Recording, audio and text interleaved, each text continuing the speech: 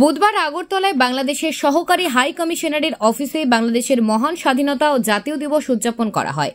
এই উপলক্ষে আয়োজিত অনুষ্ঠানে বাংলাদেশের জাতীয় পতাকা উত্তোলন করেন সহকারী হাই কমিশনার মোহাম্মদ আরিফ আহমেদ।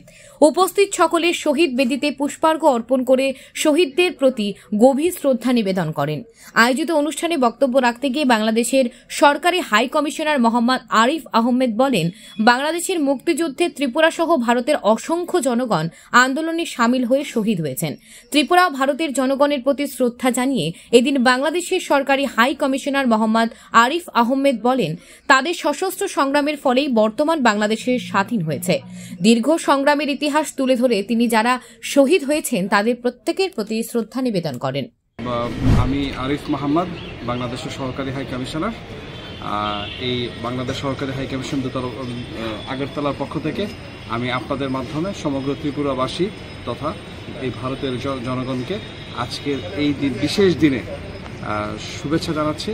আপনারা সবাই জানেন আজ 26শে মার্চ 1971 সালের আজকের এই দিনে মুক্তিযুদ্ধের সূচনা হয় বাংলাদেশে।